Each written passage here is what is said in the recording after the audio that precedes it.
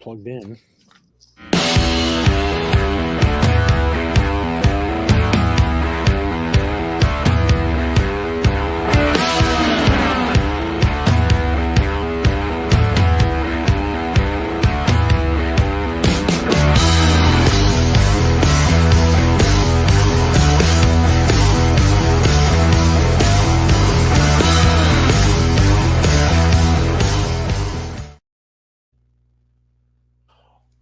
What up? Hello and welcome everyone to episode 45 of the Backwards K Baseball Podcast. I am your host, Chris Brock, and I'm joined again, as always, by my co-host, Scott Kaiser. Scott, man, back 2 weeks in a row. This is unprecedented for us. Oh no. We already having the audio issues.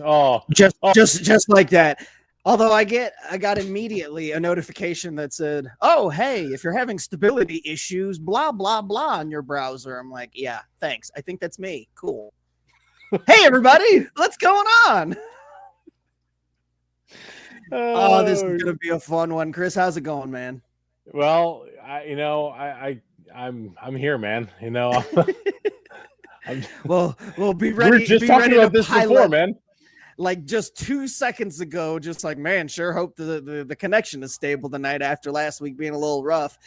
With no guest to hide the fact that I'm going to be in and out, I'm sure we're here. Boy, are we. Are we, man? Ever.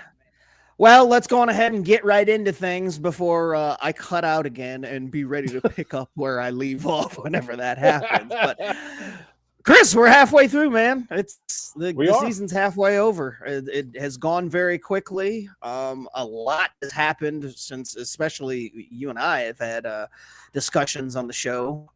We had Dan on last week and did the College World Series talk, which I'd like to thank Dan again for joining us last week. But moving back and focus. Oh man, we dropped him. Oh, back in and out.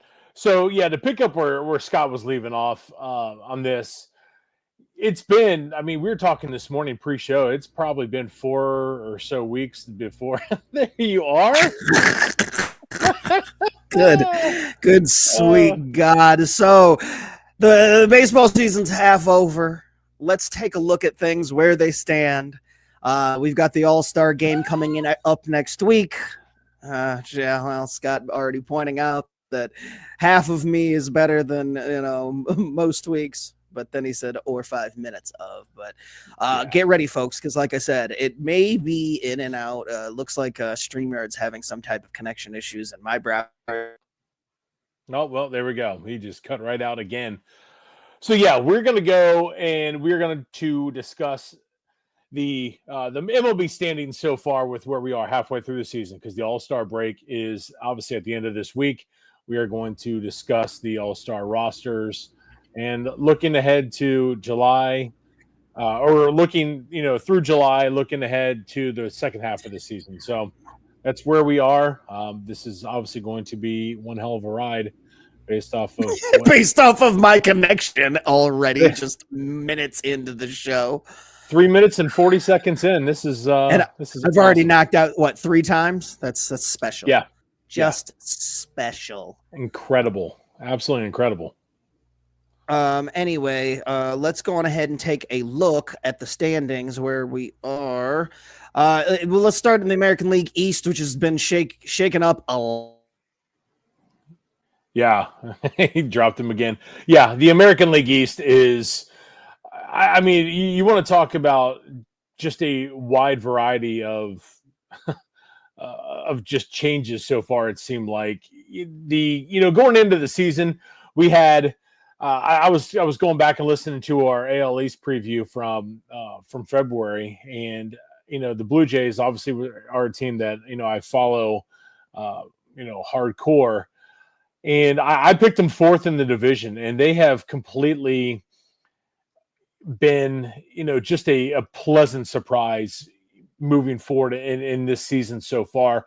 They completed their first 4-game home sweep of the New York Yankees ever, which was stunning. And that catapulted the Blue Jays into first place in the American League East, and that was the latest that they have been in first place this late in the season. And I can't remember exactly, when it was, um, but for the Jays to be playing the way they are, they're getting just great production from Addison Barger, who has been on fire lately.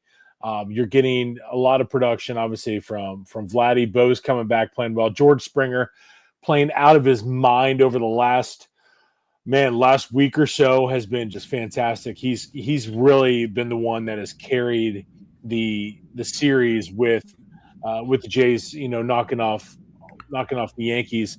So going into it, it's really gone. I mean, the Jays are 9-1 in their last 10. They're 52-38. 3 games up now in the division over the Yankees and Rays, who are both tied for second. 6.5 up on the Red Sox, and 11.5 up on Baltimore, who is currently in last place right now. But how quickly this division just, I mean, like I said, once it flipped to the Jays taking a hold of first place, it was amazing how fast it got away from the Yankees when they had, I mean, like I said, just going into it, they were in first place. And then now how quickly they had fallen back to 3 games back is pretty impressive stuff. But again, that's on the back of great pitching from the Jays.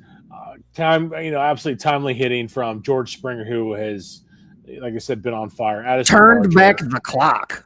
Yes. And he's been just fantastic. And you can't say enough of George Springer, and he's really carried the Jays, like I said, to this first place run that they've had. But Scott, before we lose you again. Well, I turned off my background because they said maybe that'll help. So enjoy the green behind me. Okay, there you go. Hopefully that helps out a little bit. But yeah, the Blue Jays kind of came out of nowhere. Scott mentioning it in the chat there that they started playing really well. It was really quiet on their end. I know their start this season, it felt like they kind of struggled, and obviously the Yankees got off to the really fast start. And I don't want to say that we thought it was over, but it seemed like, well, they're just going to cruise along the way. Everybody had thought the Orioles were going to do their thing. They fell out of favor. They're now in last place, although they swept the Braves this past weekend. So, there's teams worse than them. But yeah, things haven't worked out for the rest of the division. And the Blue Jays quietly just put together some really good baseball the last few weeks, coinciding with the Yankees kind of falling apart, having some injury woes. They've been forced to, move into their minor league depths for pitching. And as you mentioned, 3 games back. The Rays had also surged too during that time, and they had kind of, moved up into the first place spot for a little while. They have cooled off a little bit, but it's become a 3-team race, really. And I know that the Red Sox being just 6.5 means, they're not far back themselves, but this division has become very interesting in a hurry. And between the Rays, who we kind of left for dead just because, well, they're playing in the minor league park. They started off really slow. Pitching was kind of in shambles for them. They've caught them on really well. And I mean, the Jays, man, I don't know what to say about them other than I hope they keep it up. I really do, because it's been fun to watch them do what they've done. Exactly. And I was just looking at the standings. I mean, they're 32-16 at home. So a team last year that struggled at home has really picked it up and has been just fantastic. I mean, when you've got a record, like I said, 32-16, that's, you've got to win your game your games at home. It's crucial. And when teams don't do that, those are the teams that are, notoriously, stuck towards the bottom of the standings.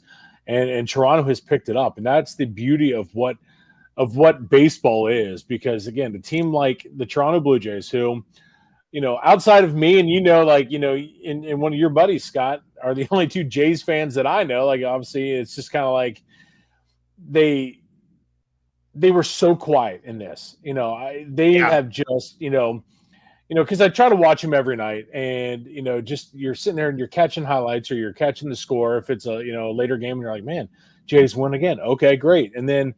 But they continue to stack up. And then when the Yankees went through their issues, obviously with all the injuries and everything like that, which I think once Garrett Cole went down, it seemed like he was going to be a monumental task. I want to say we had talked about that on the show when Garrett Cole was first, diagnosed with with the Tommy John, situation.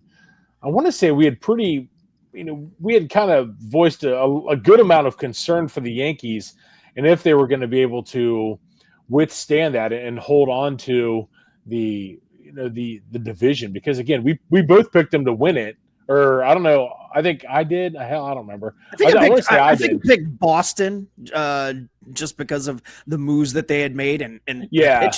being on the healthy side. And I did say though that this was the fear with the Yankees, was that they were short. Even with signing Max Fried, you still had a lot of question marks, and there wasn't a whole lot of depth. So that dried up pretty quickly. And here's the end result. They've also struggled with injuries on offense too. Jazz has been in and out of the lineup. Some of the other guys that they've expected to produce daily, and Judge since April has cooled off. I mean, relatively for him. It's not a double dong night every night for him. So, their offense is good, but it's much better when he's doing his thing. And I don't want to say that they're susceptible to stuff like this, but the way that the offense is constructed, if he's not, at the top of his game, it kind of does fall like this, because there's a lot of guys that I don't want to say disappointing, but it's like injury concerns, or they have a lot of guys that go through really long dry spells, and getting everybody all on the same page and hot at the same time obviously will happen at some point, and it did for the Yankees the first part of the season. But now you're seeing as we've gone through, where Judge cools down, those guys have been in and out of the lineup behind him, and it's just cause for this lull in everything that they've been doing. Now, I do think long term that they will be okay, and they've just got to get there. Obviously, that's the most important thing for any of this. And then once they get there, but if the Jays keep playing like this, like I said, I hope they do, then the Yankees are going to be have a lot on their hands over the next couple of months, because with the Rays breathing down their neck as well, I do think that they can get 3 teams into the playoffs, but you worry about how things look on the whole if anybody else shows up. And as we go through the rest of the American League, maybe they don't have a whole lot to worry about when you look at the standings. But if somebody does emerge like the Blue Jays and just goes on a second half roll, then somebody in the AL East may be on the outside looking in come playoff time. Yeah, and that's, as a Yankees fan, that's got to be your fear. You got to be praying that Toronto can't keep this up. But again, sometimes when teams don't have that expectation, they just continue to roll, like they always say, the stupid saying of, playing with house money. Like I said, I picked Toronto to finish 4th in the division, and they are a team that's absolutely loaded. But at that time, going into the season, when we did our preview, Vladdy wasn't signed long term, so they got that done as well. And it's just there's so many different... We talked about how the Jays kind of looked like a hot ass mess. Yeah, with them not having him signed, and there being just question marks all over the rest of the roster. You mentioned Addison Barger, but he wasn't in the conversation because he hadn't emerged like he has. Exactly. And, Springer was 35 and not getting any younger, and the last couple of years has looked like he's been on the decline and has this resurgence. Kevin Gausman came into the year looking like, we would know what we get from him. He's turned things around and looked more like his former self. So, they've gotten contributions from all over the roster, and that's what you need if you're going to do what they've done. But if you're going to continue this, those guys all have to keep doing the same thing. Exactly. Everyone's got to be pulling on the same side of the rope on this one, and it cannot be. It's got to be a group effort at all times. You can't just lean on Vladdy to carry you for a week or something like that. Sure. Other guys that had stepped up, obviously, like I said, George Springer carrying the team, but like I said, Addison Barger stepping up, making these great plays. You've seen Nathan Lucas doing the same. Bo Bichette getting healthy again, and he comes in and cranks a bomb yesterday. It's the guys that you expect have to be the ones that are producing as well. And Toronto, you obviously did not see that last year, and that's why the season was so miserable. Now this year, I mean, these guys are producing exactly the way that I we mean, had thought they ironically, would. yeah, I was just going to say, ironically enough, this was the Toronto Blue Jays team that we thought we had been seeing the past 2 years when they Exactly. underperformed and disappointed, and things look like it went from, oh, wow, these guys are going to have a contendership window for, a little while.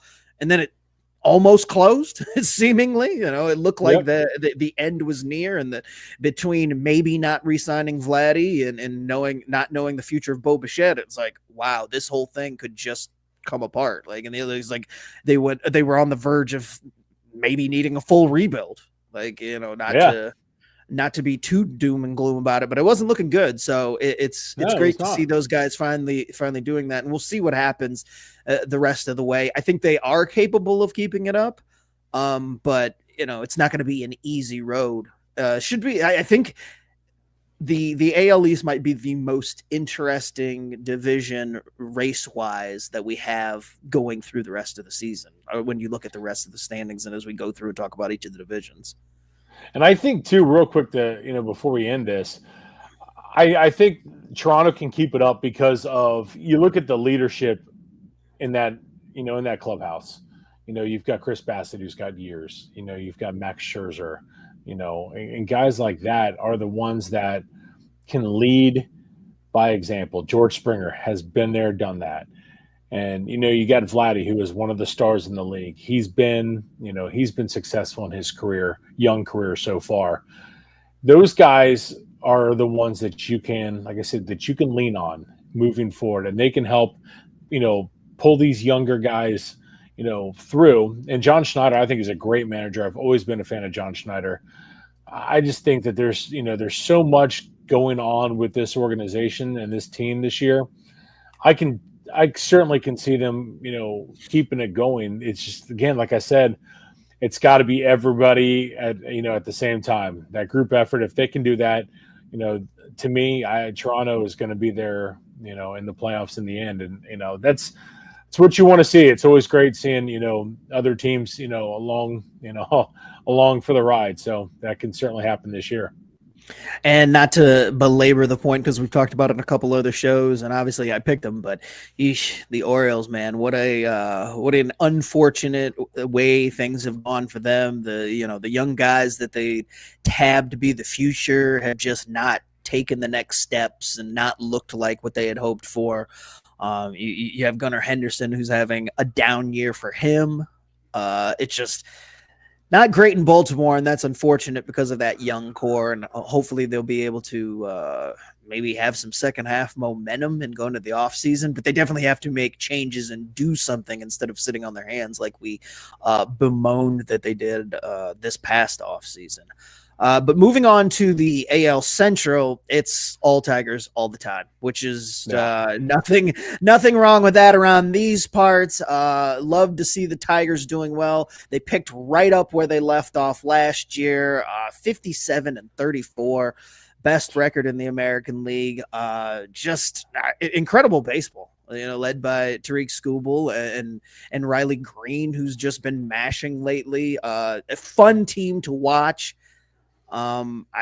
There's not a whole lot to say about the Tigers other than the fact that each time they go out there, it's going to be a good game. Like this is not the Tigers of a few years ago. They're firmly past the rebuild, and at this point, if you're a Tigers fan, you just got to hope that they can keep it up, moving forward through not just this year, but on into it, so they don't find themselves on another path to rebuilding soon. But love the young core, a lot of great guys on that roster, and like I said, really fun team to watch do what they've been doing. And with the rest of the American League Central, kind of just treading water. I mean, the Twins in second place at 13.5 games back, the Royals at 14 games back, the Guardians at 15.5. And I know, we figured that they would just pencil in Cleveland the way that they've played the past few years, but they've fallen apart, and almost the offense, the little bit of offense that they did have is almost dried up altogether. They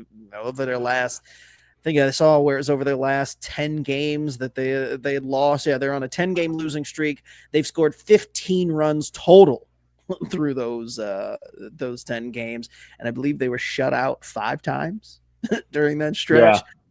It has been rough for Cleveland. And then the White Sox, we didn't have any expectations, and most White Sox fans did not either. But the White Sox have been quietly impressive, 30-60, a million games back in the division. But the foundation is there. The guys that they've called up have been performing, and they're doing the rebuild the way that you would hope. You would want your franchise to do rebuild, completely tear it down, and then you bring these young guys up that you bring in through trades and draft, whatever, however you acquire them, and then you just let them play. Like, you let them get through the lumps, you let them get through the growing pains. You can see the steps that they've taken from last year to this year, where last year it's like, this looks like a quad A team and it's embarrassing almost. And this year, they're competitive. They look like a proper major league franchise, and I like a lot of the guys that they got coming up. So bright future for Chicago. Rest of the division, though, yikes, got to turn it on. Kansas City's a bit disappointing with on offense too. Bobby Witt's having a down year by his standards so far, the way that he started his career. They just haven't been able to kind of get on a roll like they did last year. Maybe in the second half they will, but huge holes to dig out of if you're anybody in the AL Central, with the Tigers sitting up there just kind of cruise control. So I was going to say it's monumental for these 4 teams. Well, 3, because I'm not going to include Chicago, but sure. The other 3 teams, it's like I said, it's a monumental task for them to even remotely be in the playoff picture. I mean, all 4 teams are below 500. It's just, I mean, who would have thought Detroit was going to be on this torrid of a pace? I mean, it's absolutely impressive to watch. I mean, they're a fun team. If you get a chance, watch them. They're really, really good ball club, and there's no sign of them stopping or even remotely slowing down in this second half. I mean, they're a hell of a ball club, man. Yeah. Scotty mentioned him that he's not complaining as the resident Tigers fan. Always good on you, man. Good on you. And I've got a lot of friends back home that obviously are following and have dealt with the Tigers when they were at their worst and their roughest, even after having the World Series run there, where they had that window with Miggy and them and everything, and they kind of fell back into long rebuild, and it's taken a lot of time to get to this point. So I am happy for Tigers fans for having stuck it out and now seeing this success. Let's move over to the National League, or the American League West rather, where I know that I picked them to win because, again, you just kind of pencil them in and there's no reason. And if I'm not mistaken, did I pick the Astros to get to the World Series again? I may have, or at least make it to the American League Championship Series. You picked Baltimore. I picked them. Yes, and then I had Baltimore beating them to get to the World Series. Either way, here the Astros are. They're in the end, despite the fact that they've lost a million pitchers. I mean, the pitching staff has turned all the way over besides Framber. And they just keep on moving. No Yordan Alvarez for a good portion of the season. And even when he was in there, he was pretty horrible. The offense did take a little while to get going. And this isn't your big brothers Astros when you're looking across the roster, but somehow, some way, 55-35, 7 games up in the division.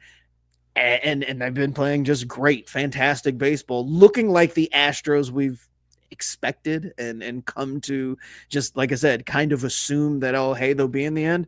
Hey, you and I were talking about it yesterday. You just look up and it's like, wait a minute, when did the Astros pull away in the West? Like, wasn't it just kind of locked up a 3-way race? But no, they're 7 games ahead of the Mariners.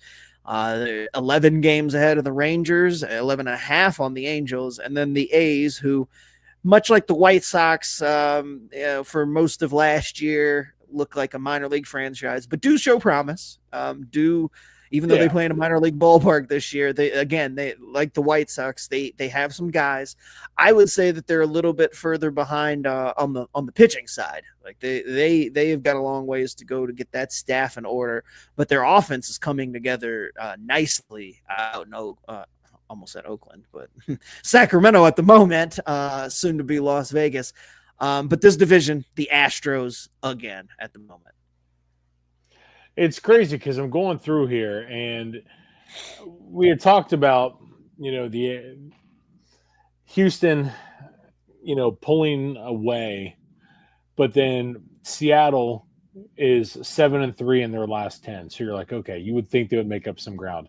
No, Houston goes 8-2 in their last 10, and that's including wins over Colorado, Chicago. They took 2 or 3 in Chicago. They swept the Phillies, and they took they swept the Dodgers as well. So, I mean, 3 of those 4 teams that they've recently played are damn good baseball teams and teams that are in first place. And Houston went in there, and went either at home and swept the team, or took 2 or 3, or they went on the road and took 2 or 3. I mean, this is a team that, I mean, they just continue to get it done. And this is to me, it's really surprising, because this is another situation where it was a team coming through and getting it done quietly. They weren't, it was just kind of, we looked up at the standings, we're like, oh, Houston's a half a game back. I remember we talked about it a couple weeks ago, or maybe a couple months ago. And it was like I said, it was like, oh, wow, Houston's a half game back. Where did that come from? They're right on the heels of the Rangers. And now look how quickly they flip-flopped. Houston is just getting the job done. And again, just like Toronto, it is quiet. And I'm telling you, this team has all the experience in the world. They are not going to go anywhere. This division is going to be the Houston Astros division, because they've got the experience and they've got, that talent on that roster. Despite losing a couple players, and Alex Bregman and Kyle Tucker, they haven't skipped a beat. That's the incredible part of it. And this Houston Astros team, like them or not, man, they are certainly impressive. And again, taking 3 series from 3 first-place teams is impressive stuff. And again, you're going 8-2, and you're gaining the game up on the team that's behind you, that literally just went 7-3 in their last 10. So if you're Seattle, it's like, man, what more can we do? But now, right after the All-Star break, they open up with the Seattle Mariners on the road in Seattle. So there's a chance for Seattle to get, for them to hopefully get a couple games back in the standings, and then see where it goes from there. But overall, Houston has been certainly, just, really impressive. Well, and you can't talk about Seattle for as long as we did, and not mention the big dumper. 35 home runs for Cal Raleigh before the All-Star break, and we've still got a week to go. Just an incredible, insane first half for Cal Raleigh. Every time I get a notification, it feels like he's hit another home run. I don't know how he does it as a catcher out there every day, taking a beating and somehow leading the league in home runs. And I was looking up to see stats wise how close we are. Bonds had 39 home runs before the All-Star break in 2001, so he's only 4 behind that. And again, we've got a week to go, so he could reach up there. And for catchers, the previous high was 28, and that was by your good friend Johnny Bench back in 1970. So obliterated that. Even if he doesn't hit another home run, he's already 7 ahead of for any other catcher. And like I said, catching is such a brutal job, and being back there every single day takes such a toll. A lot of catchers don't play every day, and yet Cal Raleigh is out there not only playing every day and taking the beating, but just dominating. I mean, a switch hitting catcher with 35 home run power at the break. That's a good season for anybody. But to have it at the All-Star break, he's a huge part of the reason why Seattle is right there on the heels of the Astros. And they've got a lot of good players, and as you mentioned that they just got to kind of keep their heads down because they're playing good baseball too, and the Astros are just doing slightly better. So we'll see how things kind of shake out in the second half. And like you mentioned, a very good way to kind of cut into that lead and get the second half started in the right way if they can find a way to win that series against the Astros coming out of the break and not stumble here in the last week as well. I was going to say, because you've got 3 on the road at the Yankees and 3 on the road at Detroit. That So there you ends go. this is crucial. It's crucial baseball coming up for the Seattle Mariners team. This is going to make it or break it. I was going to say, this is Notre time. Yeah, exactly. I mean, they've got a chance to go out there and stamp that they belong in this conversation and aren't going to go away if you can make sure you win these series against these first place playoff picture teams. Then that's going to go a long way to stamping your ticket for the postseason if you're the Mariners. And they've taken a beating the last couple of years because their offense hasn't been good. And this year, between Cal Raleigh and the rest of the team too, they've turned that around. So no longer are they struggling to score runs as much as they once did. So keep an eye on how things play out in the American League West. But again, I think the American League East and in the American League is the one to keep the eye on as far as the tightest of the races and possibly getting 3 teams in from that division. Yeah. I don't want to move to the National League because it's not great. Not for me, at least. As we start in the National, yeah, well, it's really rough for you, boy. Starting in the National League East, where the Phillies and Mets sit atop of the division. The Mets just 1 game back of the Phillies, and then the Marlins are in 3rd place, 12 games back, which means that the Braves are either in last place or second to last place. This being the team that was picked by Vegas odds-wise to be the member or to be the representative in the National League for the World Series. It doesn't look like it's going to happen, I got to say. At 39-50, the Braves are 13.5 games back. Things are just as crappy as they ever have been on the injury front. You name it, guys have gone down. Even the return of Acuna hasn't propelled Strider coming back. Strider is now the last member of the opening day rotation to be standing somehow, and he didn't start the season technically in the rotation. Just a disaster of epic proportions in Atlanta.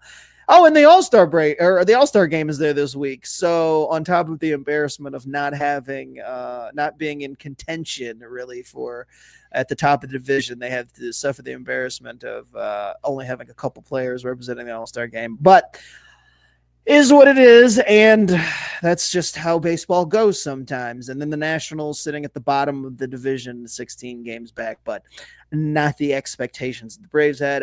There's not a whole lot to say about that, at least for me, after bitching about the Braves. The Phillies and Mets are probably just going to duke it out as the other 3, battle to see who finishes a distant third. Mets were struggling until this recent Yankees series. The Yankees and Mets had come into the series just, both really playing poorly, and the Mets were the ones able to pick themselves up from that series. But, again, not playing their best baseball of the season, and that allowed the Phillies to kind of come back in, who the Phillies were struggling for a little while there too.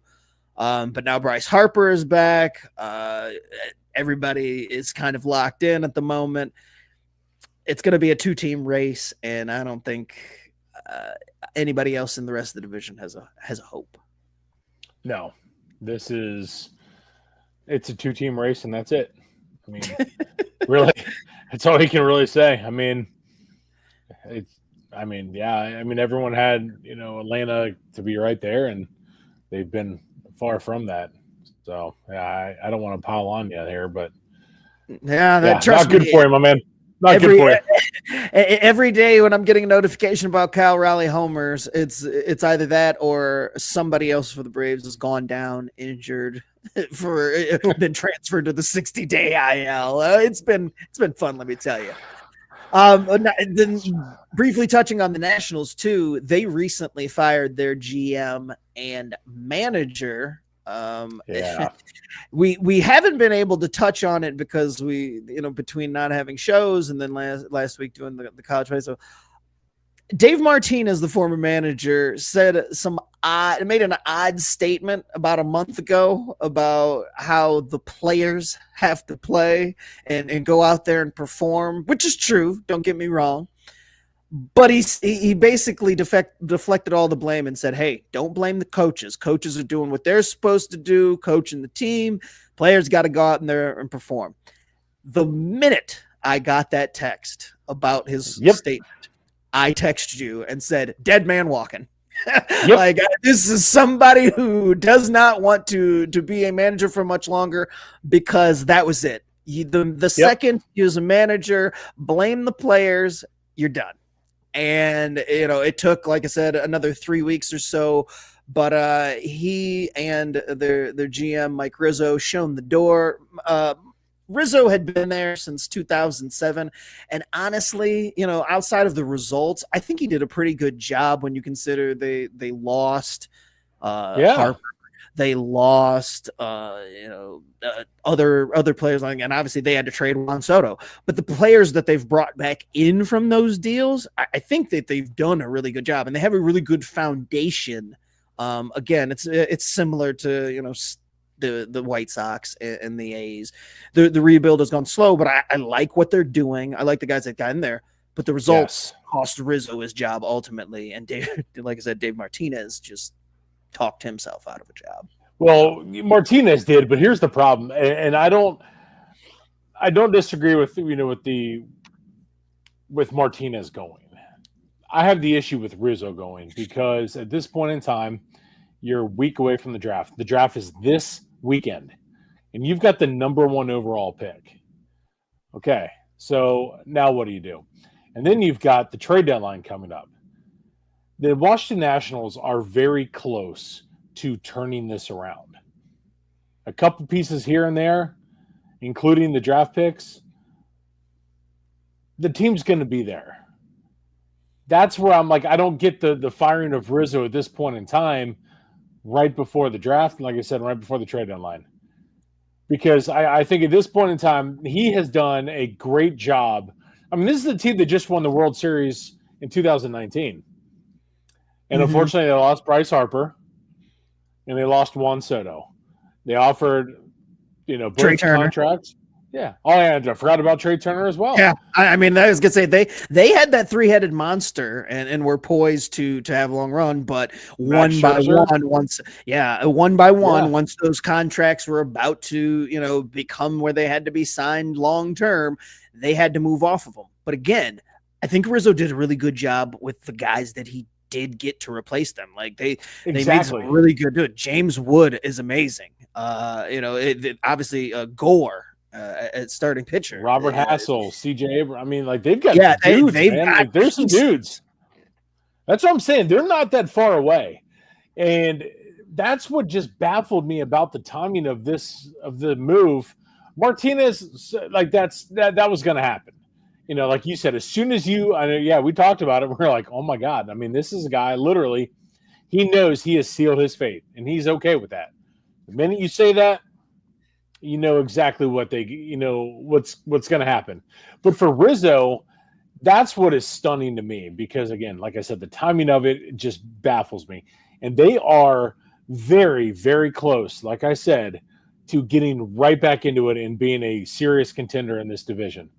They've got so much talent, and the guys that they brought in for the Juan Soto deal was, I mean, AJ Preller. We didn't even talk about CJ Abrams. Yeah. That's another one. The guys they brought in for Juan Soto, and again, AJ Preller is a guy that he is like, he doesn't care. He will, prospects, what prospects? And who cares? That's how AJ Preller is. And who took advantage of that? Mike Rizzo did. And he brings in, like I said, you brought up Mackenzie Gore, Robert Hassel, CJ Abrams, and James Wood. Those guys were all included in that deal. That's insane to think about. And those are 4 guys that you're going to be able to lean on moving forward. and you got guys like Dylan Cruz coming up. The problem that I would say that has doomed the Nationals is the fact that a lot of their draft picks have not hit. Yeah. And that is, and that can Well, fall and it's on weird because I mean it's after they had all hit because I mean Turner draft pick, Soto draft pick, Harper draft pick, yes. Strasburg draft pick. So they've Yeah. fallen in and Cruz I think will be fine. He's obviously Cruz hurt right now and he's been out for the last month and a half with a strained oblique, but he was just starting to look like he was about to hit that stride. I think they'll be okay, but yes, you've got to get more from the guys that you're bringing in because that's the way this team has to build. Exactly. And when they don't, it's damning on the GM, and that's what we're seeing here.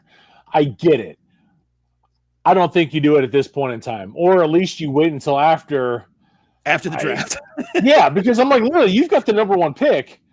On Sunday is the draft, and you changed your GM already. Like, that it just makes you shake your head. And Rizzo's not going to be out of a job long. He's a great baseball mind. He's sound like we talked about exactly what he's done in Washington, bringing them a World Series title, and that probably bought them some time, if anything. This could have been done a couple years ago if you really wanted to get down to it. But sure, if you've got a title and that you're able to put in your pocket, it saves you. It buys you a couple years, and I think that's what happened here. But just the timing of it just makes no sense to me outside of Martinez. Yeah. Well, again, as a manager, rule of thumb, don't say things like that out loud. I mean, and it's true. I mean, don't get me wrong. What he said was not fundamentally wrong. Like the players do have to play, and the coaches can only do so much. There's been some similar conversations in Atlanta over the last year and a half. They fired their hitting coach, brought in results have been much the same. Still struggling. A lot of guys that are still just not hitting the way that they had been expected to. But there's only so much the coaches can do. They're not out there swinging the bat. So yeah. But again, as the manager, you gotta do the old coach speak and just hey we can get better, we can do this, we can do that. But the minute you put it on the players, it's over. Because you're replaceable. The players are not. Like you can't just turn over an entire roster. So it is what it is when it comes down to who's gonna get the axe when there's underperformance. Ultimately, you can get rid of some guys and then cut some fat on the roster, but manager's gonna lose his job if he's the one who said something that outrageous. Moving on to the National League Central, Cubs still on top, have looked like we expected for most of the offseason and most of the way. It slowed down slightly, but I think that's only because everybody else seems like they've pushed forward a lot across baseball. It was a point where the Cubs were the hottest team and the talk of the town just across the league, just out there mashing. They're 54-36, 4 games ahead of the Brewers, who have played, I think, better than at least I expected. And then the Cardinals, surprisingly enough, we thought this might be another year where they would be sitting at the trade deadline ready to shed some more of that roster, but only 6.5 games back.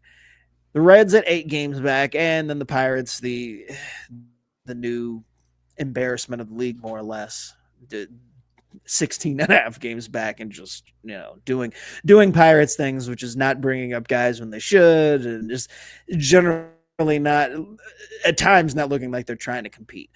But I guess let's talk about the Cubs and what they've been able to do. I know they're your favorite team outside of the Reds in the division, so we could touch on the Cubs. I mean, the Cubs have gotten interesting production across their roster, let's say, because their rotation, Dan is on the show last week, is a huge Cubs fan, and he'll be the first to tell you he's kind of surprised at how they're doing it without pitching, because their pitching on paper, names wise, just not very intimidating. A lot of guys on their second and third tours of duty, overperforming, and I mean they're getting the job done. But that looked to be the Achilles heel of the Cubs, and maybe it ultimately will be, because I don't know how well this rotation will do in a playoff setting. But the offense has been amazing. PCA, Pete Crow Armstrong has had an MVP type first half, not in the same vein as Cal Raleigh, but very similar in the fact that every time I turn around, I feel like I'm getting a notification that PCA had another 2 home run day, or hit another one to take a lead, or whatever it may be. So they've got a lot of time hitting. And Seiya Suzuki, was that big import from Japan, the less heralded, I guess you can say, than the pitchers that have come over the last few years. And I don't want to say disappointing, but just didn't live up to what the expectations were the first couple of years. This year stayed healthy, leading the league in RBIs. So, I mean, their offense has taken them places. I don't know how much the pitching can hold up, though, through the rest of the way. What are your thoughts on the Cubs as you look at them atop of the division? It's impressive stuff. They're getting it from all around. Like offensive production, Michael Busch, Seiya Suzuki, PCA, and Kyle Tucker are really their guys. I mean, you could throw Nico Horner in there as well. Busch leads the team at batting average 297. Then you got Seiya Suzuki, like you said. He leads the team in home runs, 25 home runs, 77 RBIs. I mean, this team's not – it's incredible. I mean, we knew they were going to be pretty good. I had them – I think I had them winning the division, kind of was in a battle with the Reds. But they did – these guys they're producing a lot more than I had expected. On the pitching side, it's Matthew Boyd has been fantastic. He's been their ace. Basically, again, I hate it because I can't stand them, but man, you can't crap on them because they're playing really good baseball and they're a really good baseball team. So it's it kind of just checks out from kind of what everyone's picking. It's you watch what they just did to the Cardinals over the weekend. I mean, man, again, it's production from all around. And Seiya Suzuki, I think, is probably the biggest surprise. There was a lot of expectations on him coming in. And he, to me, it seemed like he never lived up to that, for his first couple seasons. And then, boom, here we are. This is what you were expecting to get from Seiya Suzuki. And he's been fantastic. And then, like I said, you had Pico Armstrong, who maybe again because I don't like the Cubs, but it sounds like I don't know ball because I'm like, I think he's overrated. And I'm like, this dude he shoves it right up my hoop every time, man. This guy, he's been great, man. And you can't hate on him. Like I said, they're just really freaking good, and props to them. And I don't see them going anywhere because they've got so much talent on this roster, man. They're just going to continue to put up results all the way through this damn season, unfortunately. Well, and we'll talk about it a little bit later too, but I think based on everything I'm hearing and just the way that they've performed, I would imagine that the Cubs are going to be heavy buyers. They have to be. They are in a position and are ready to get back to playoffs and having a real legit shot of winning it all. And having this year, there's no reason not to. So I do believe that any type of pitching that they can get their hands on come trade deadline, that they will do that. I also wanted to mention real quickly, it happened a few minutes ago, but breaking news, Roman Anthony hit his first Fenway home run just a little bit ago. Oh, shit. So I don't believe we got to talk about Roman Anthony when he came up. I think there was in between shows.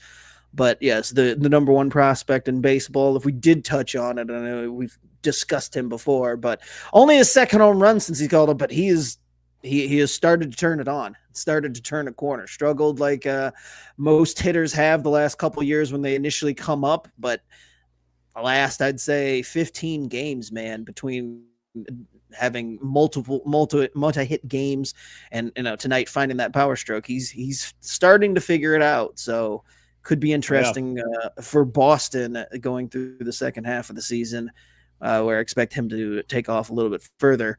Let's wrap things up with a division look, and that leaves us with the National League West. To the surprise of absolutely no one, the Dodgers are here. I remember once upon a time we thought this division would be a little bit more interesting than it was, and it seemed like it was going to be a 3-team race, maybe even a 4-team race, with the way the Giants had shown up kind of unexpectedly to us, based on the offseason and how things went. But Dodgers 7 games up on both the Padres and Giants, and the Diamondbacks, after having lost Corbin Burns for the year, and just recently announcing that they will get back Corbin Carroll after he's been out for the last couple of weeks with a fracture in his wrist. They have struggled. 11 and a half games back. And not looking like this is going to be the year that they get back into the playoffs. And then you have the Rockies, who I know I mentioned that the Pirates are the disappointment of the league, and I stand by that. But that's mostly because the Rockies have found a way to turn it around from the early start of the season, where it looked like they may indeed break the White Sox record that they just set last year as far as futility goes and setting records for the most amount of losses. But they've been on fire for themselves. They now have 10 wins at home and 11 wins on the road, shockingly enough. More wins on the road than they do at home. Not something to see, but Rockies mostly just a huge dumpster fire. But moving back up and discussing the top, I mean, the Dodgers are the Dodgers, and it's come kind of quiet. Because while we talk about how teams have kind of been quiet and surging in the Blue Jays and the Astros, it's kind of been quiet that the Dodgers have struggled a little bit. And again, it's only for them, it's relative when you talk about struggling, but they've just been very quiet, I feel like, this season, which probably means that they'll win the World Series again. Like, we'll look up and everything will click. This team is too talented. They've got the names. The regular season's boring, and I'm imagining it's much like when the Braves did perform like they're supposed to, and you just get kind of middle of the season, and everybody's expecting them to do what they've done, and look, they're 7 games up, and it's kind of quiet. And I was really paying attention, and when the lights come on, they will turn it on and just run through the playoffs. But outside of the fact that their pitching staff for like the 3rd year in a row has just been decimated, they too have had to tap into a lot of their minor league depth. They're humming right along. Ohtani is back on the mound. He's been pitching for the last 3 weeks, only a couple innings at a time or 1 inning at a time, but back to pitching. And this is the first time pitching since he signed the contract with the Dodgers. They say that he'll probably be built up to 5 or 6 innings. I know Dave Roberts mentioned yesterday that he could see him being built up to 5 or 6 innings by the time the playoff starts. They're not going to rush him. They don't need to. I mean, I guess the regular season is just kind of fun seas for them the rest of the way, really. But your thoughts on the National League East or West, rather?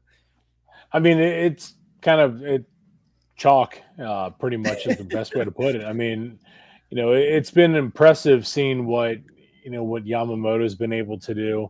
Obviously, Ben Kasparius and Dustin May, they're the top 3 leaders on that team in wins. Yamamoto with 8, Kasparius with 6, and Dustin May with 5. This is a pitching staff not filled with a ton of star power per se. Like you've got Clayton Kershaw, obviously first ballot Hall of Famer, who shout out to him, 3,000 strikeouts. And like you said, I think when we were out getting a beer yesterday, I think you said probably the last time we'll see that in our lifetime.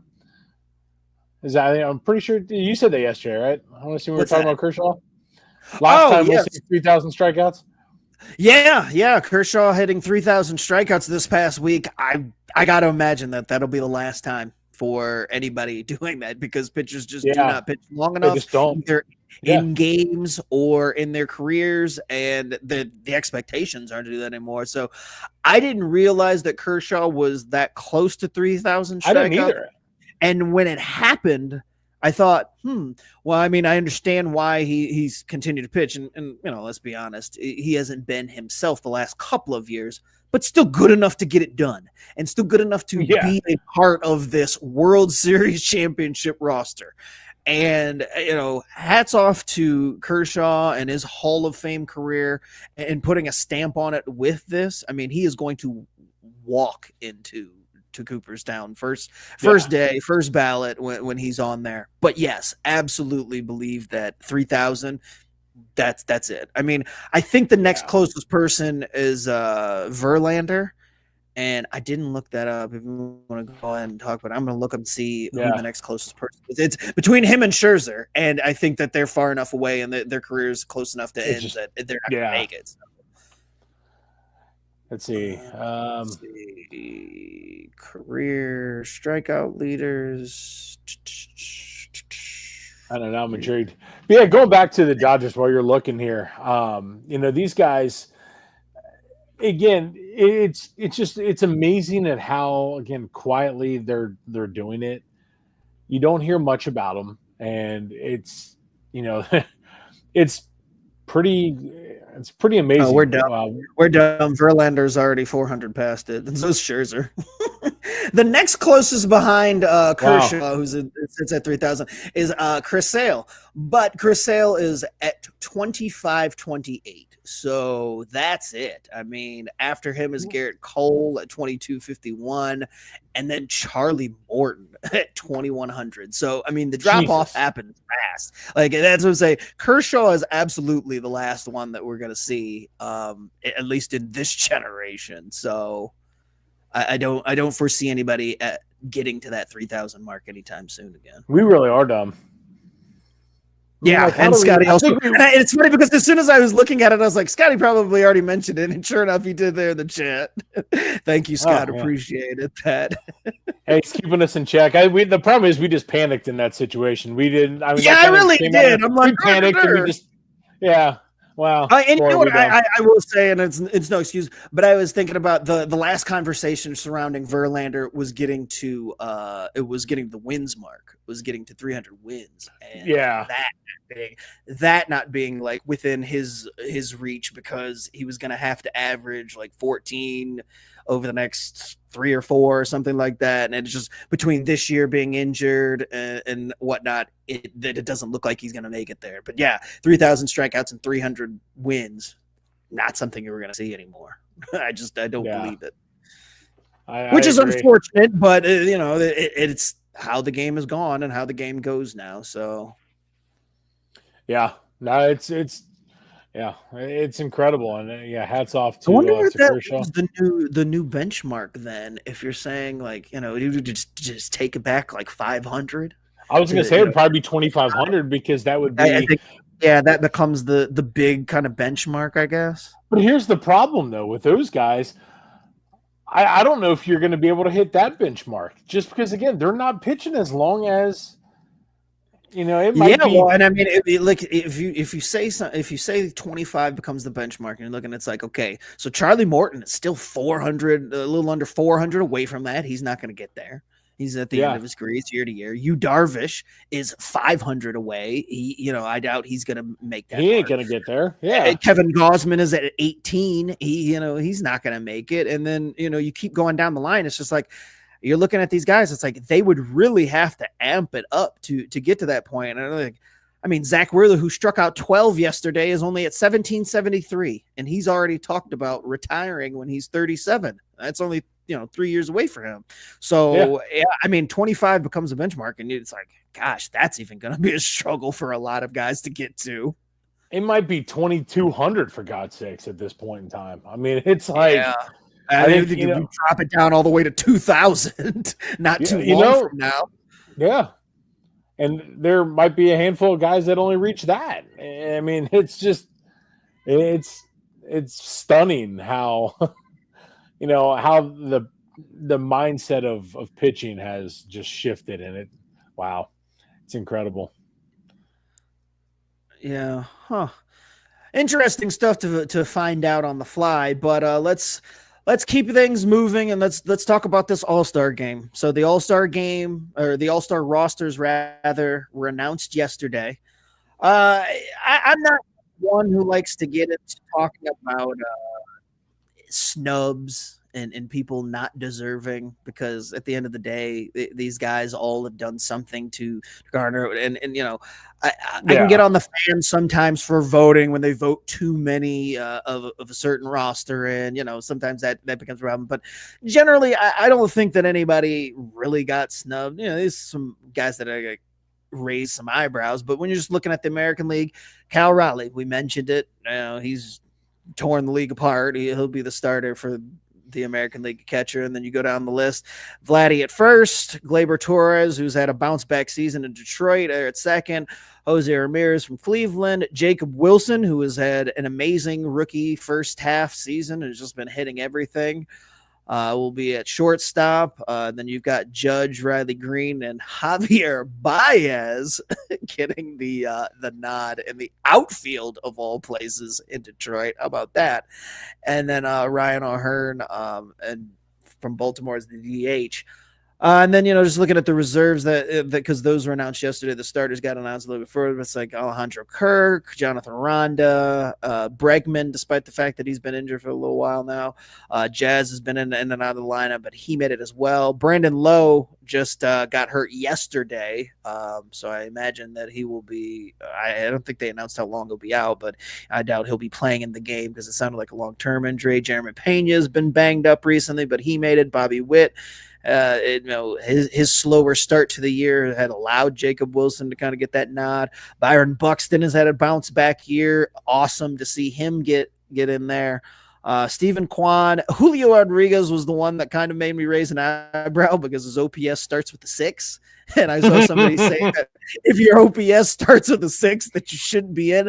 But he was voted in by his peers. You know, I don't know. Like, it's the first time I think I've ever said to myself that maybe the players don't know who's an all-star either.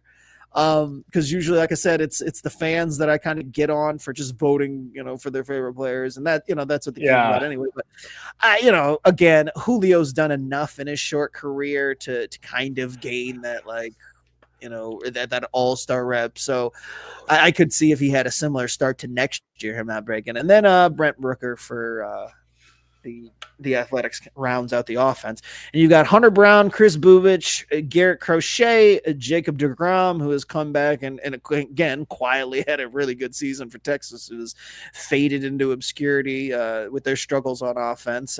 Max Fried, Yusei Kikuchi, Tarek Skubal, who we mentioned, Shane Smith from the White Sox, and then Brian Wu from Seattle. Aroldis Chapman finding the fountain of youth. In the pen, Josh Hader and Andres Munoz. That is your American League roster.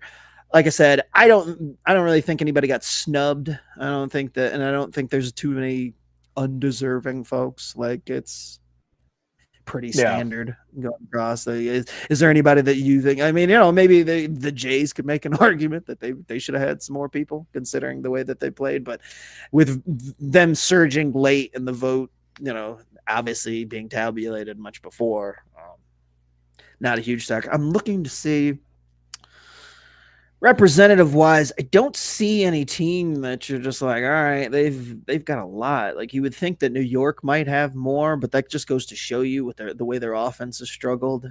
I mean, Detroit has 4 who are going to be starters. I mean, yeah, well, I guess there.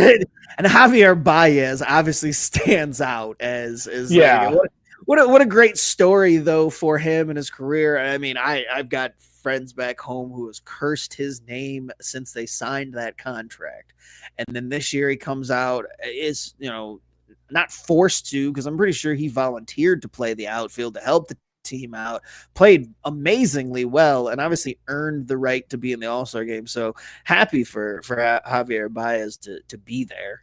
But no, you know, I funny. Can't stand him. Funny all things considered. I mean, I'm neutral towards him. I never really. I think of all the clownish stuff he did in a short Mets tenure.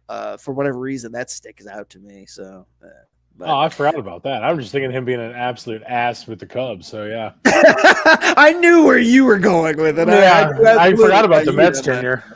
tenure. Wow. Wow.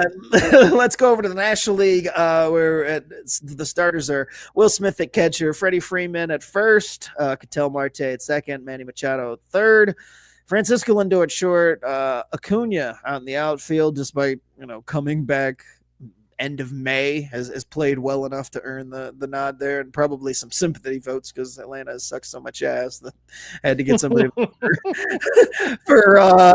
the the host team, and then Pete Crow Armstrong, who, as we mentioned, has just been tearing it up, Kyle Tucker, and then Shohei at DH. And then Hunter Goodman, Colorado representative, has had a really solid season so far this year. Pete Alonso, your boy Ellie De La Cruz, backup infielder. Brendan Donovan, which I heard on the radio earlier today that the Cardinals had in at a second base all-star game representative since like 1984. Something crazy like that. Yeah, something wild. Crazy. Matt Olson, Eugenio Suarez was at a bounce back year. Corbin Carroll, Kyle Stowers for Miami has had a solid first half. Fernando Tatis, who I just before we read on the show, Burlon, Mike chiming in that he's shocked Luis Ortiz did not get a nod, which is hard. We didn't talk about that. We even talk about that a little bit. Is Luis Ortiz has been recently suspended and being investigated by Major League Baseball for potential gambling violations after throwing a couple of pitches that tip the scales on some of these radar detectors they have for if guys are trying to do things that aren't on the up and up. We'll talk about that a little more. But Fernando Tatis, just before the show, I found an article that said he had to cancel his plans, his vacation plans. He had booked a hotel room and everything and was ready to go on vacation and relax, and said, well, I had to cancel that. Very happy to represent the team and going to have a good time there in Atlanta, but definitely was already, looking forward to being able to rest during the All-Star break. But he did make it. James Wood, who we discussed with the Nationals, it just had an amazing first half. Again, kind of quiet because it's happening for the National League, but I mean, he has torn the cover off the ball. Very good up-and-coming player. And then Schwarber, who, he's doing Kyle Schwarber things. Going to end up – he's a free agent at the end of this year. Don't know how that's going to all shake out in Philly, but I think that's somebody that if they're going to keep things intact there, that they really need to make sure that they re-sign. And then we go through the pitchers. Matthew Boyd was one of those Cubs that I mentioned, and their starting rotation who's had a really amazing season and is, kind of a journeyman for more or less throughout his career. Mackenzie Gore, who we mentioned for Washington. Clayton Kershaw was the legend pick, which when we were discussing this yesterday, when you and I were hanging out and they made that announcement, I didn't realize that it was a legend pick. Honestly, I just thought they picked him because it's Clayton Kershaw. Why not? But he is the legend pick. Just kind of a capper to his career. Freddie Peralta, Robbie Ray, Chris Sale, who will be replaced because he's one of the Braves on the 60-day IL. Paul Skeens, who can't buy a win in Pittsburgh because that franchise doesn't deserve him. Logan Webb, Zach Wheeler, and Yamamoto. And then the bullpen, Jason Adam, Edwin Diaz, and Randy Rodriguez. Anything stand out for you on the National League side? Again, I don't think there are any snubs, and there's no stories other than the Dodgers have a lot of representatives. Yeah, the only snub I would say would be Andrew Abbott of the Reds, who's been which I told you yesterday as soon as you mentioned him not making it. They're going to be reserves and they're going to be guys that end up filling in. I imagine that Abbott's going to be one of the first names on the list. Exactly. So so it's like, you can get pissed all you want, but again, there's so many changes. This list comes out. There's so many guys that are not going to be there. I remember getting upset when I was a kid about certain guys not making it. Like, how could this happen? And just get really upset about it. And then get older and realize, one, it doesn't really matter, and two, I mean, Tati, obviously Tatis isn't going to pull a Dave Martinez and be like, yeah, I'd rather be on the beach somewhere for a few days. But I mean, a lot of these guys would probably rather just chill. I mean, for the younger guys, rest, man. and and the first time guys who've never been there, obviously, and it's an experience, something to, have on the back of your baseball card and all that.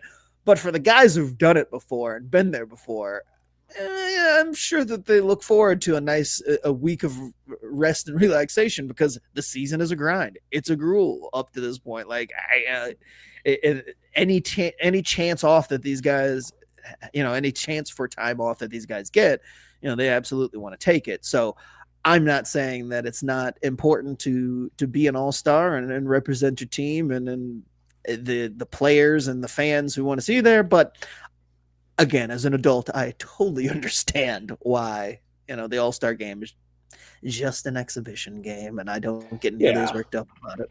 Like when the National League loses again this year, like I'm sure they will, I won't, kick anything and get all worked up, because it just doesn't matter.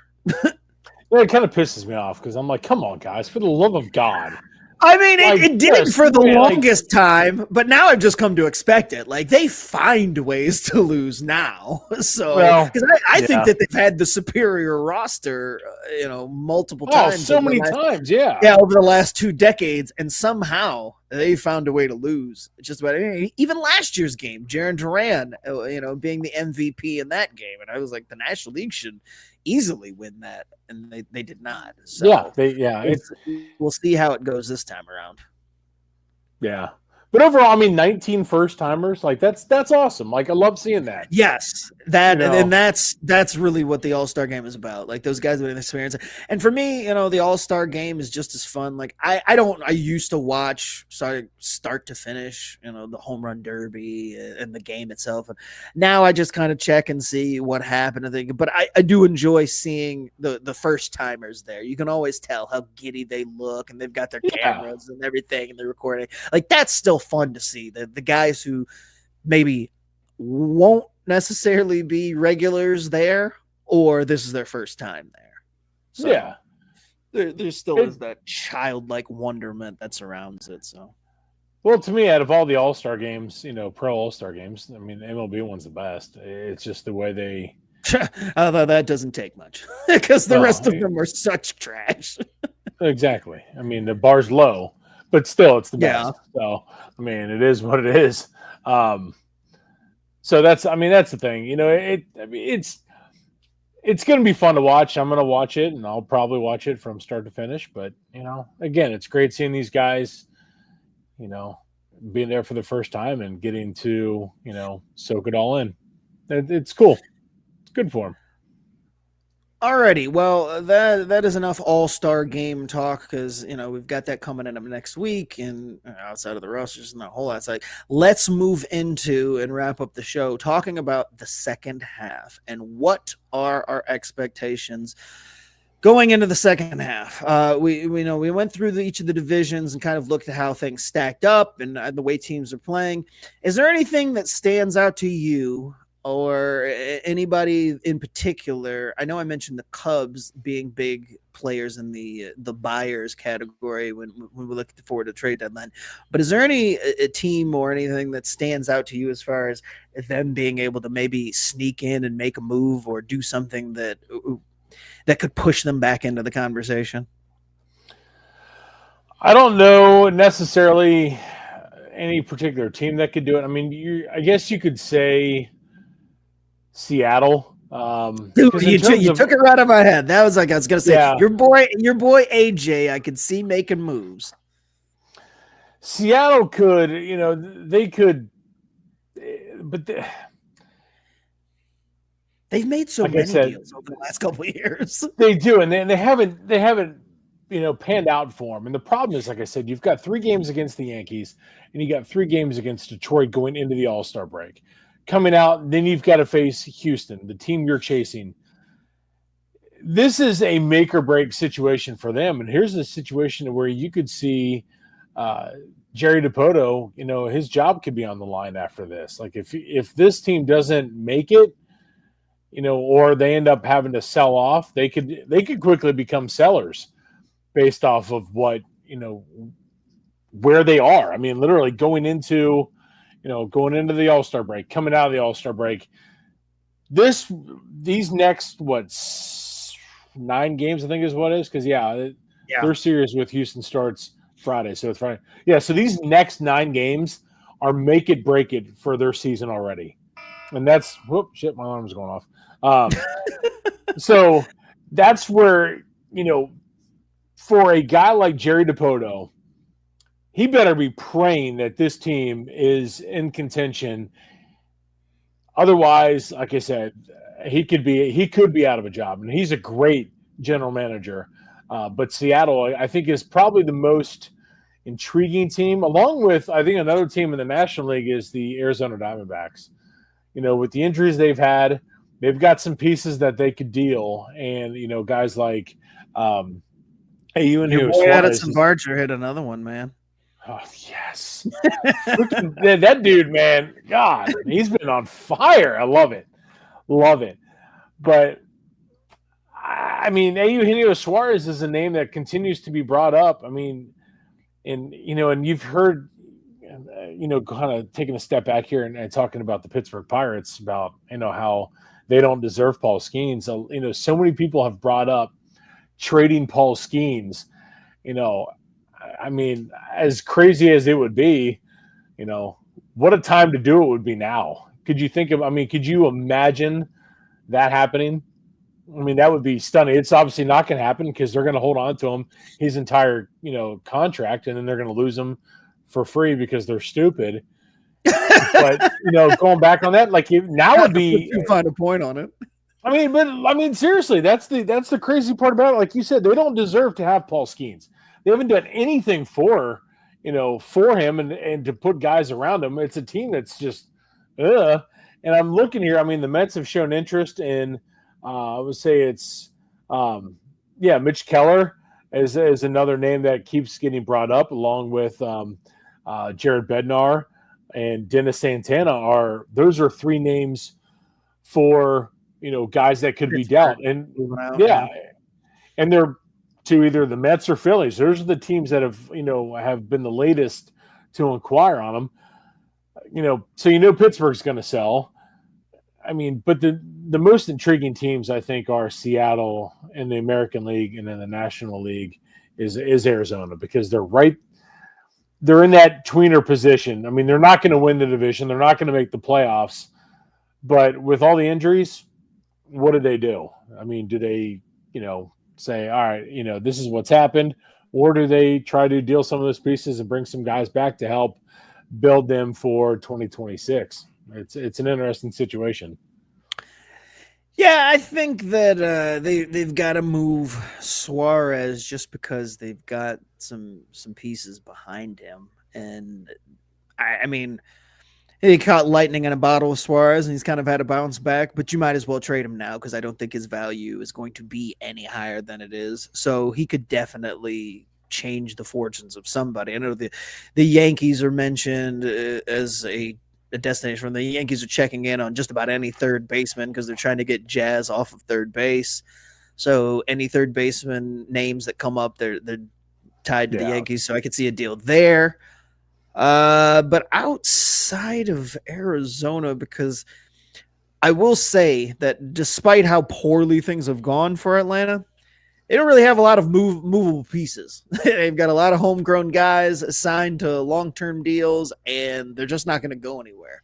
I also am hoping that part of what's gone on and why this past offseason they weren't as active is that there's the theory that they were resetting the luxury tax, and that this offseason that they will be able to, spend some money and get some guys in there. Now, it's not going to stop the injury bug that has just completely decimated them last year and now this year, but that would be interesting. So I don't see them as sellers.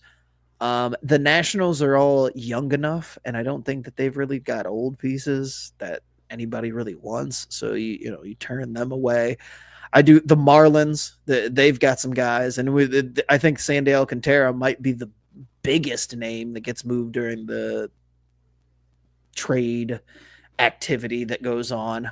But that would be a prize that I could see.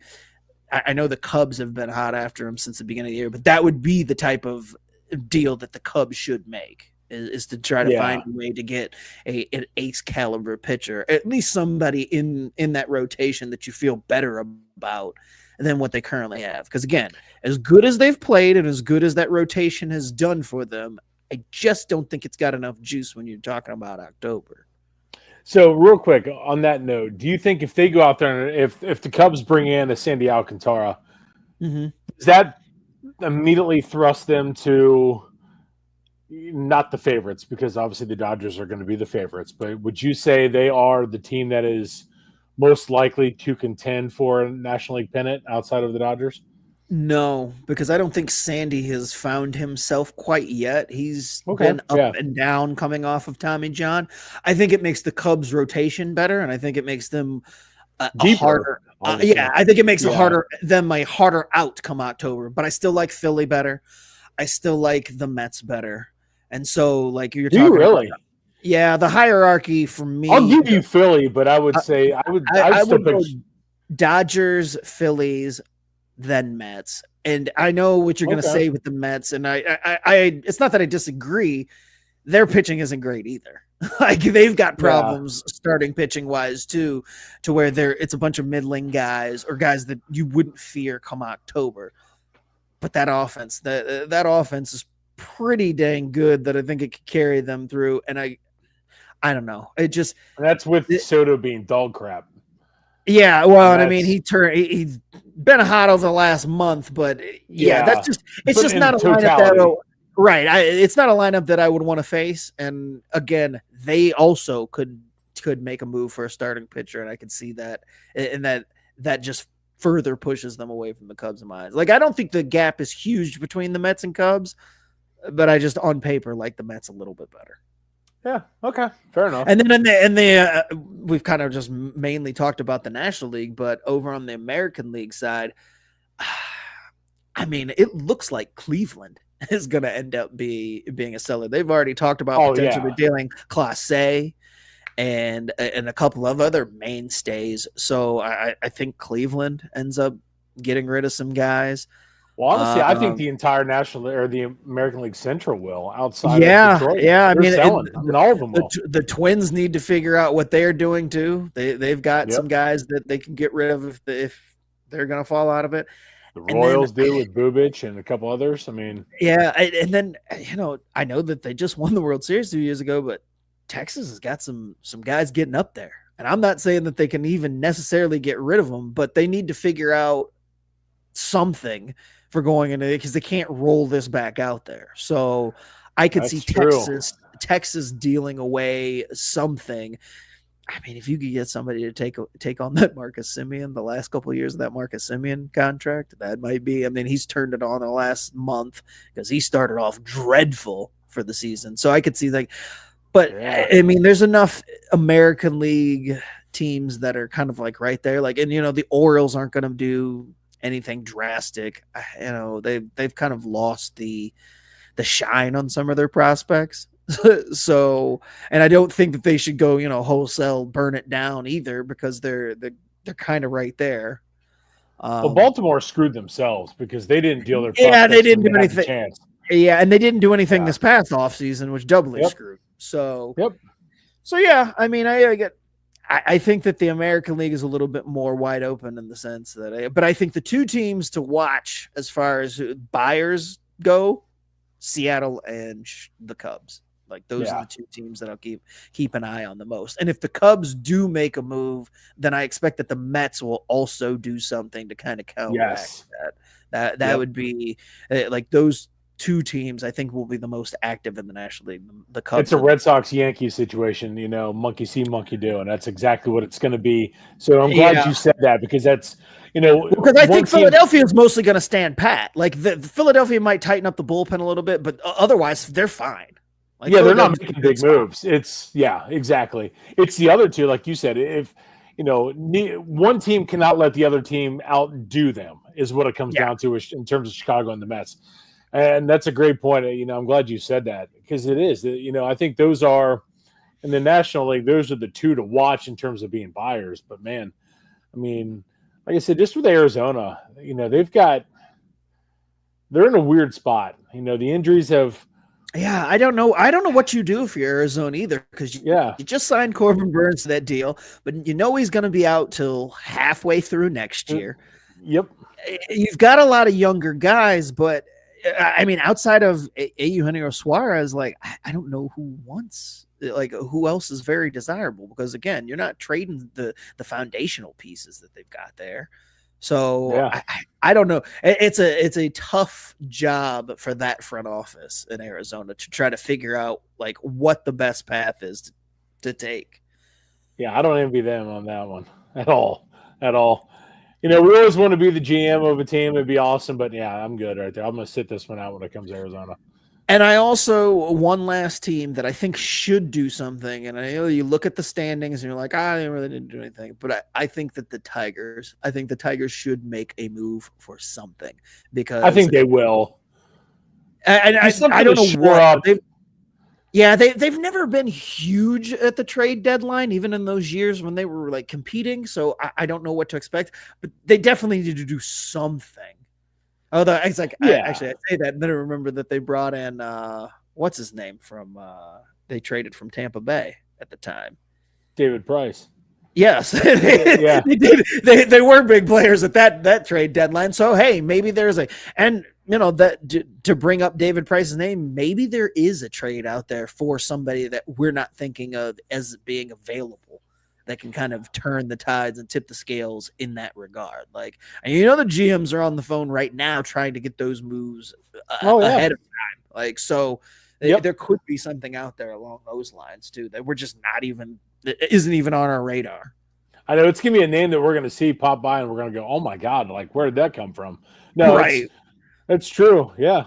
Like I said, I brought up the Skeens example of, they should do him right by dealing him. Obviously, like we said, they're not going to, but something like that. But I think with, in terms of Detroit, they don't need to do anything. They're just like Philadelphia, and they're just like the Dodgers. I mean, they don't have to do much. Like, just go out, get a bullpen piece just to help, with the depth there, and just, help. Yeah, the back end of the bullpen is a little bit rough there. Like, I mean, it's been okay, but that would be the one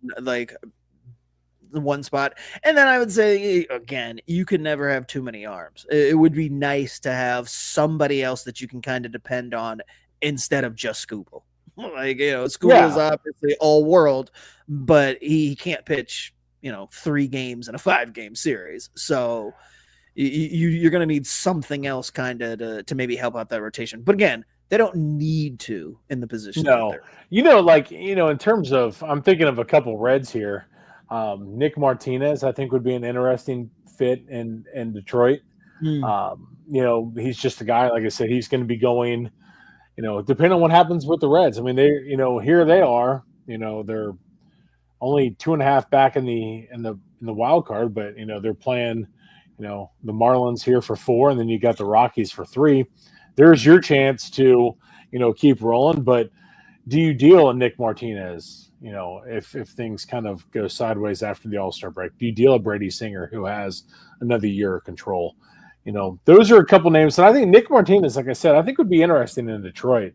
That wouldn't be a bad ad. That'd be, again, another solid arm, one that a swing man. I mean, he can obviously start games, but he can really bridge the gap in those playoff games. We're talking about getting through from a starter that's not named Skubal to the back end of the bullpen. Like, Nick Martinez is a great guy for that role. So that's interesting. I like that idea.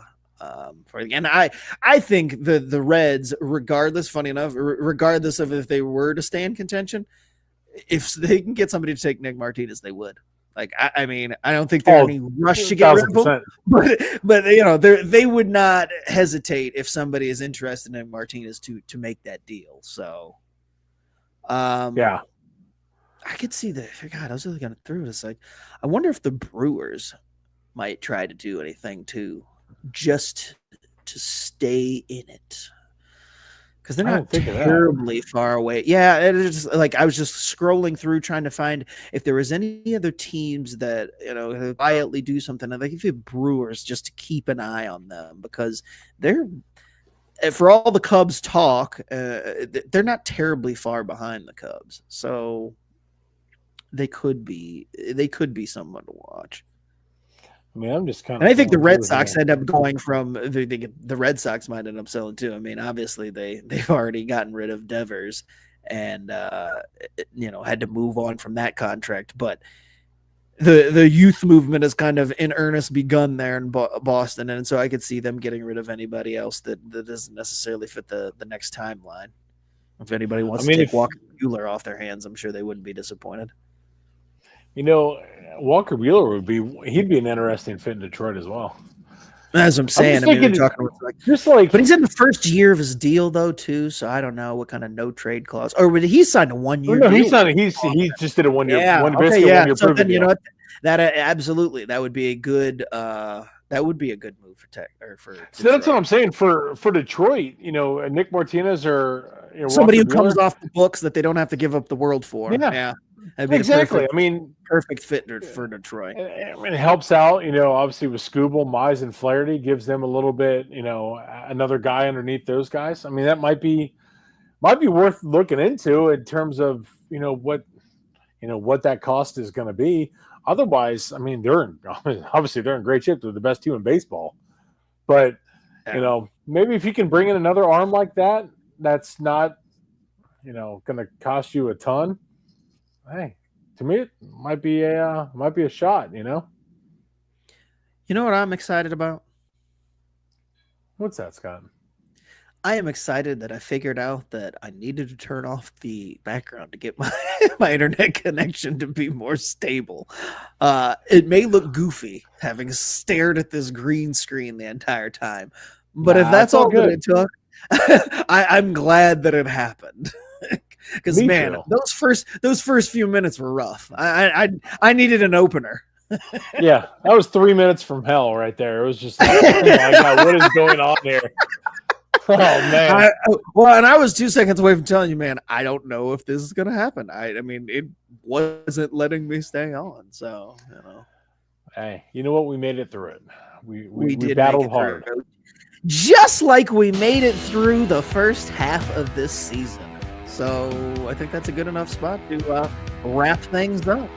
Exactly. Well done, Scott. Well done to you too, sir.